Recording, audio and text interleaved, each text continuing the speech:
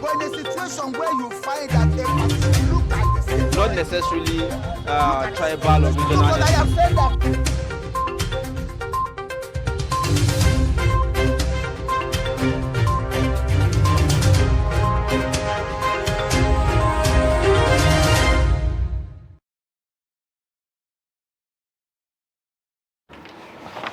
All right, thank you for staying. It's Daybreak on Trust TV, reaching you from Abuja, Nigeria's capital. Time for us to take a look at the dailies on Daybreak, and we will begin with the Daily Trust newspaper this morning. Now, the lead story, of course, as expected, which is virtually on all the papers, talking about the Adamawa supplementary election. It says, Fintiri wins Adamawa governorship election. It has the riders that says we are all winners, according to the governor-elect. INEC seeks prosecution of REC. Binani denies bribing electoral officer 2 billion naira. That's on page 4, countering the widespread allegation of a compromise there. Now, look for Shawwal moon tomorrow. Sultan urges Muslims on page 7. POS operator arrested for spending 280 million naira mistakenly sent to his account. That's a mind-boggling story. We would talk more on that. You find the details on page 17. Buhari meets emirs, clerics in Saudi Arabia. That's on page 8. These are the main stories on the Daily Trust newspaper. Now let's take a look at the Guardian newspaper. It has a lead story that says, all eyes on judiciary as Nigerians await hearing of election petitions. And we also have Fintiri laughs last. Reckless REC faces prosecution. We also have court voids Oluomo's parks and garages, revalidates RTEAN. And just beneath the pictorial, we have AKK pipeline abandoned over alleged 570% inflated contract sum. These are the major stories on the Guardian newspaper for today. All right, now on the Nation newspaper, you have the lead story there. It says, INEC IG hammer REC CP as court holds Binani. You also have the writer that says, Fintiri is Adamawa governor-elect. Binani, I didn't pay 2 billion naira bribe. You also would find court voids NNPCL board's decision in last 15 months. Above the masthead, aviation unions threaten indefinite strike. Negotiation begins. LP NEC sacks acting chair Apapa for others. NWC tenure extended. NBA seeks release of its abducted ex-president Wali. 84,000 candidate seat for rescheduled mock UTME. So these are the main stories on the Nation newspaper this morning. Now let's take a look at the Punch newspaper. Still on Adamawa election, it says, Adamawa Gov, Fintiri floors Binani, INEC takes REC's case to Buhari. And the first rider, Fintiri polls 430,861 votes to defeat APC candidate 13 others. PDP supporters jubilate. And the second rider, I didn't pay 2 billion naira for declaration, says Binani, as court rejects request to stop results. INEC asks XGF to report REC to Buhari. IG orders Gombe CP to oversee Adamawa post-poll security. And we also have beneath the pictorial where we see PDP supporters jubilating after the release of the election results. We have a story here that says, things fall apart in Warri. Husband tackles Lagos hospital as wife dies after childbirth. NCAA probes Lagos Amsterdam flight stowaway uncovered. And just above the masthead, we have striking workers begin airport shutdown next week. Shell removes 460 illegal connections on Trans-Niger pipeline. Still on the Punch newspaper, we have National Assembly leadership. APC Working Committee awaits Tinubu Adamo's meeting. These are the major stories on the Punch newspaper for today. All right, and on the This Day newspaper, you have also the lead story there. After foiling a brazen electoral coup, INEC declares Fintri re-elected. It has the writer that says IGP replaces Adamawa CP, moves to probe malfeasance. You also have INEC writes police demands prosecution of Ari. Others, how court declined Binani's emergency application. PDP, what happened was akin to attempted civilian coup. Yaga wants all security personnel involved in electoral fraud tried. You also have Situation Room pulses for fresh electoral reforms. Atiku, governors, party leadership congratulate winner. You also have court nullifies Buhari's removal of Ararume as NNPC Limited chairman. Above the masthead, operators seek alignment between NUPRC and MDPRA in oil regulation. Komalafe admits overlap between regulatory agencies. These are the main stories on the front page of the This Day newspaper. Let's get perspectives to some of the stories. We have Ben Sherman, the former director of news, Voice of Nigeria, with us in the studio to give perspectives to some of the stories. Good morning. Thank you for joining us on Daybreak. Always a great pleasure. Thank you very much. Thanks for having me. Well, maybe we should take a look at the This Day newspaper lead and start with. It says, after foiling a brazen electoral coup, INEC declares Fintri re-elected. Another one says civilian coup. So we are now having a new lingua franca in our politics, if you like, that is now described as a civilian coup. What do you make of this, really?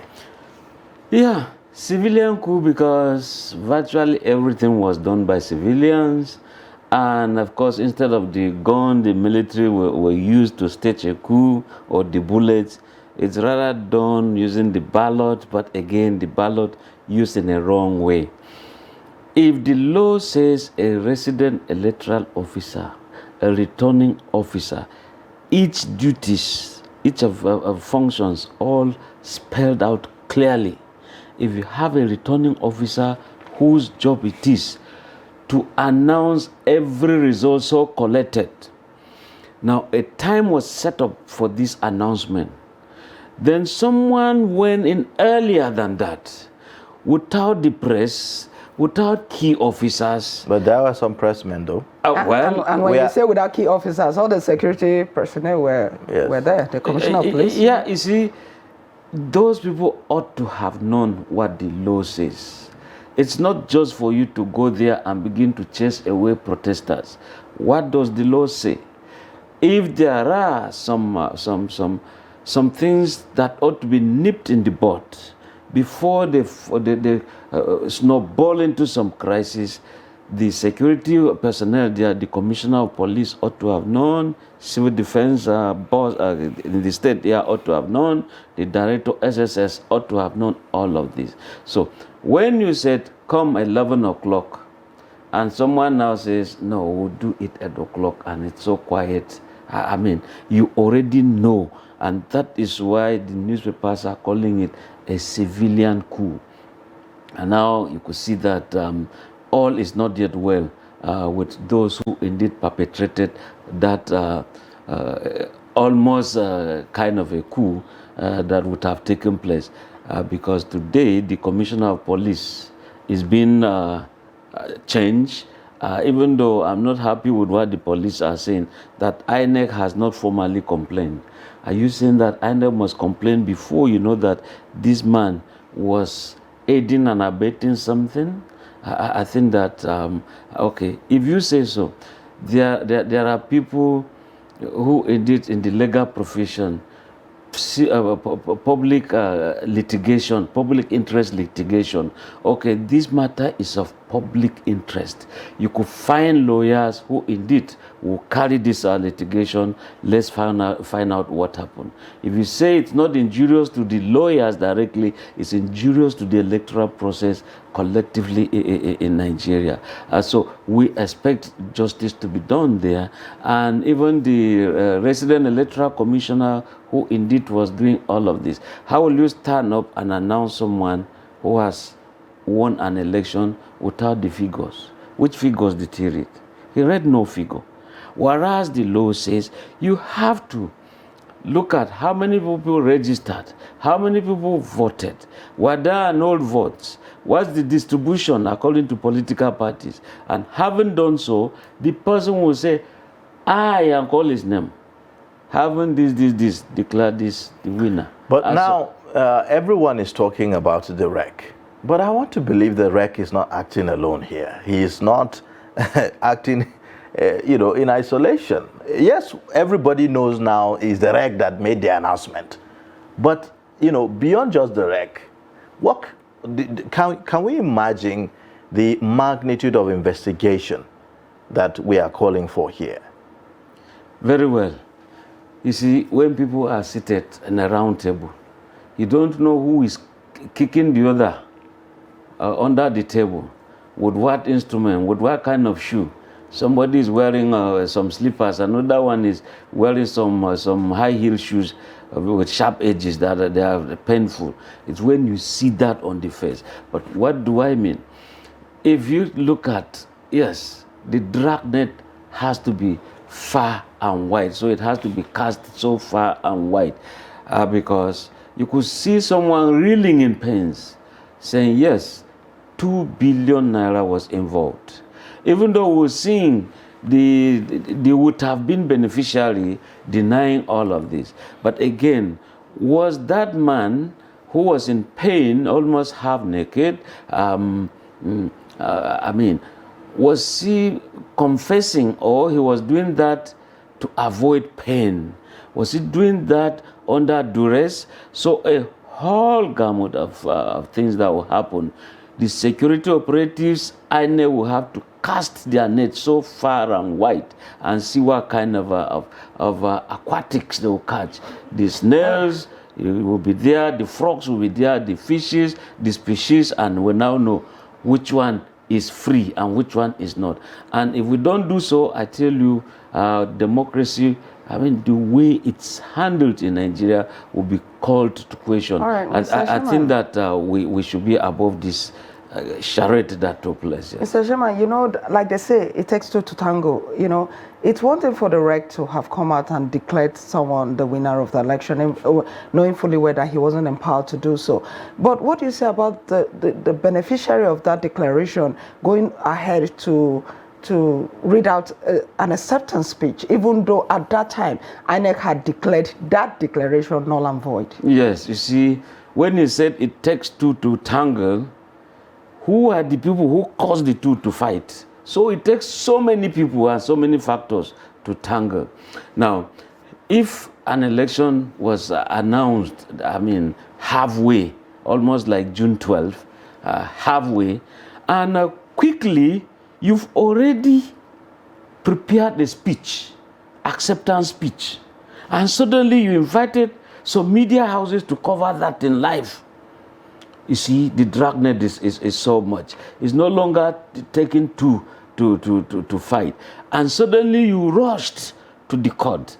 And I said, look, any other thing to be done by the returning officer, to be announced by the returning officer or INEC, you hereby stop them from doing that, because to you have what is called a legitimate mandate. And that was why when they rushed to the court said, wait, what's happening here? And also, even being a media practitioner yourself, what do you think about the media covering that declaration, that acceptance speech? Because, INEC at that time had declared it null and void. So an acceptance speech by that person, how do you describe that coverage by the media? You see, it's a whole chain of things that went wrong. It looks that this thing was already orchestrated. If not, tell me how those media houses knew that an announcement at so time would be there, and you now arrange for live coverage of those events. So if INEC says you have to get an announcement. That's what the law says. For it to be legal and binding, it has to come from the returning officer, the ROs. But you are not getting that from the RO. Now, as a media person, will you want to announce that to the public? And if you made your platform available, you're already a corporate. So it was wrong for them. They ought to have read in between the lines. They ought to have asked themselves. And that is why media houses, big ones, you ought to have legal departments. When you have an issue of this nature, how do we handle it? Let me say something very well, and I'll say it, I know it happened. When June 12th was annulled, I was on duty in Lagos, Ikoyi, and Yaya Abubakar was the Director General of Voice of Nigeria. I remember receiving a call in the newsroom that we should announce that June 12th had been cancelled. I said, okay, I've heard you. Announce it. It was like we should handle it like breaking news. But you see, my instincts told me, be careful. I decided to call Yaya Abubakar, the DG, Voice of Nigeria. Then I said, this is what that has come to us. It was not even the spokesman of the president. It was that of the Aikomo who was calling. And even if it was him, he was not the one who was supposed to make that kind of announcement. So Yaya said, hold on. And after some 5 minutes, he called and said, yeah, you can go on with the news, meaning that he confirmed. And at that point, you see, he had already given me a cover. Okay. But now, when they called you, come and cover this. And I'm wondering the kind of sifting from the good, the bad, and ugly that took place before some people went to cover that Binani press conference or acceptance speech. I'm wondering what happened. Okay, so should we be talking about whether or not the media should report it, or matter of how it should be reported here? Because, okay, if not for the media, I mean, perhaps Nigeria wouldn't have known the kind of drama that went on there. But it is, I think we should be talking about how it was covered. So for some media organizations, it's like, oh, this has been done, and INEC have declared, INEC have decided. Nobody, it was as if, oh, it's fine. This is the normal procedure to take. And INEC have done that, and it is, legitimate enough to be reported in such a manner. So should we be talking about how the reporting should be done? Honestly, if you read or you are conversant with the electoral law and you are conversant with the announcing procedure, you know that something went wrong. If you suddenly saw that someone, a rec, announcing and not RO announcing, then you know something is wrong somewhere. If I was in that shoe, I will record it. I would not be the first to break that kind of a news. I would prefer, yes, to bring the news late and be accurate than you announce a king is dead and the king is holding a wedding party somewhere. See, I think that we ought to be careful the way the media is being used so that we don't use to cause mayhem. Thank God that, yes, security operatives were under, they controlled the situation. We didn't see mayhem, attacks here and there. That singular act would have set Adamawa State aflame. Okay, let's talk about... They should be very, very careful. Yes, let's talk about, the judiciary now, the role of the judiciary in all of this. Do you find it worrisome that someone who was declared a winner of an election, albeit illegally, is approaching the court to say, do not reverse my announcement as the winner or my declaration as the winner, even when it is obvious to everyone that this is an illegality? Do you find it worrisome at all? Very well. When Fintri was leading with over 3,000 votes. 30,000. 30,000 votes. I mean, it was clear that whoever went to court, the case of Binani, you see, in Nigeria today, when they say, oh boy, wait till you do me like this, they say go to court. In other words, the way the judiciary is being seen is no longer supposed to be. It's like a kind of a circus show. I'm sorry to have to describe them this way, but they can claim their prestige back. A situation where you know this is an illegality, and some people were a kind of fearing or spreading a phrase or a provision where they said any action taken by INEC cannot be overruled or changed. Some people were hiding under that provision. So you mean to take a portion or a provision of context and simply give it as the law? No, it shouldn't be.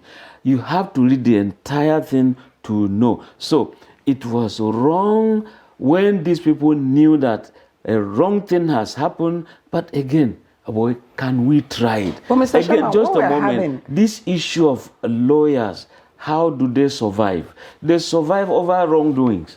If you don't commit a wrong and they go to defend you, rightly or wrongly, of course, I mean, the rest is story. Mr. Sherman, I have seen some cases where I'm not a lawyer, right? But just by looking at it on the surface, I can tell that there is no case here. So my question is it that these lawyers actually know the true situation of things, yet they lie to their clients, or they don't know? And if they don't know, that's a big problem, right? Yeah, you see, you can know and pretend not to know. Again, Stella, there is nobody who goes to a police station. Look, I have this complaint. Go. If the police officer knows his job, he has to entertain. You go to hospital, you see a doctor, please, I don't want to see your face. It doesn't work that way. Therefore, when lawyers are being approached, of course, you're going to hire senior advocates of Nigeria to even register your case. How much is it? For them to now listen, you've just registered, for them to now listen, okay, and take a brief. How much is it? Then for appearance and the goodness of it. Well, after taking a brief, if there's no case, can they say, sir, man, you don't have a case? The lawyer does not believe there's no case. He said, madam or Oga, you have a good case. Look. Everything favors you. Of course, they're already thinking of the houses, the holidays, how to pay this, how to pay from these clients. And of course, many of these clients... But don't you think that this is kind of, jettisoning the primary responsibility of the judiciary in a society to ensure that there is justice in a society, to interpret the laws? Because at the end of the day, you have a society that is beginning to, unfortunately, and I will say this, that the judiciary is beginning to look like an institution that has no credibility for many Nigerians. And you don't want to have that kind of society where eventually people will have no respect for the judiciary, because people will now begin to, resort to self-help. That's the danger of it. So do you think that we need to urgently, do something about this? Yeah, you see, when you have a law, many people will... Look, it's the duty of the lawyer to look for the loopholes. It's the duty of the lawyer to look for technicalities. It's the duty of the lawyer to say, okay, see, your strength is in that. And see, before these lawyers even go to court, in the chamber, they divide themselves into a team that is for, let's say, a team for Fintiri, a team for Binani. And they cook themselves, they look at the laws. Look, this is where, if they don't come this way, you go this way. If they come this way, you go that way. Every chamber, they do these things. And so, if you now realize that the law itself is now too injurious, of course, after this exercise, you see that the lawmakers will now start looking for how to make some amendments, because if at the point it's injurious to society, they have to amend it. Just like when you're talking of these primaries before you go to you become candidate, it's now direct primary. Those who are contesting, they just sit down watch and see, watch their fate being decided by others without them voting. Mr. Ben Sherman, it's almost time for us to round up, but I want to get your comment on this story that says POS operator arrested for spending 280 million naira mistakenly sent to his account. So you find a POS operator who is making perhaps 3,000, 5,000 a day from his POS operation. All of a sudden, he finds 280 million in his account, and he goes ahead to start buying cars. Houses. To start sending buying people houses. to Umrah. What do you make of this? I think that he ought to have known that. See, something will strike him. It's just like when you are writing something and you have a spelling mistake. Something will start telling you are wrong here. Just underline it right now, check. It was for him to have told the bank, I'm saying this as good citizen. If you are good enough and you feel that you should send some people on holy pilgrimage, you shouldn't do it on people's money. No, you should not. Again, when you look at it, they also made the mistake. Was it deliberate? Because there are times some people can make a deliberate mistake. You cross over and meet this. Come, there's this money we send. Please, it's mine. It's a mistake. Withdraw, give me this. Transfer to this, transfer to that. For that, your kindness, I give you 1 million. And the person will just take. So sometimes, yes, you find people where there is a pool of money. They send it to some people, cross over to now go meet them and negotiate. Was it a thing of that nature? Now, if it wasn't, now you just see money. You know it is not yours. So why are you playing Father Christmas over a thing that is not yours? Even Father Christmas, you pay at the gate to now go and receive a gift somewhere, meaning that you've already paid for a service. But what really was this man, what service was he rendering? It's criminality. You know, it Mr. lacks Sherman, honesty. About a month ago, there was this man that we saw, a mechanic, who they mistakenly transferred about 150 million into his account, and he returned it to the owner, and he was being celebrated. And I was thinking, that should be the norm. I mean, you know, and he was given 50,000, and a lot of people felt he should have been given more than that. And I felt it's a norm. It's not your money. It just should come to you naturally. That you should return it. Yes. You know this social media thing. A man feigned to be mad, and he went and pushed away and pushed down one old mama's gari on the floor. And he just said he needed a small wrap of about 10 naira. The mama gave him and he poured that gari away. And he said, sorry, mama, I'm sorry. And no problem. He said, I'm hungry, that's why. Mama again carried a loaf of bread and gave him. Go and eat. He said, not knowing that guy was playing a prank. And in the end, he said, Mama, I'm just playing a prank. Okay. Take 100,000 naira. You know, that kind of a thing. So we need people who, like that mama, who showed love, kindness. And so this man, he got zero.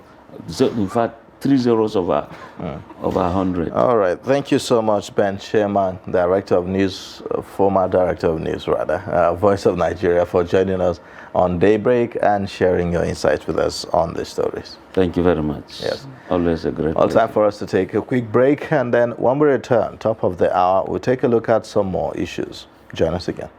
But in a situation where you find that a person look at the same, Not necessarily tribal or regional. because I have said that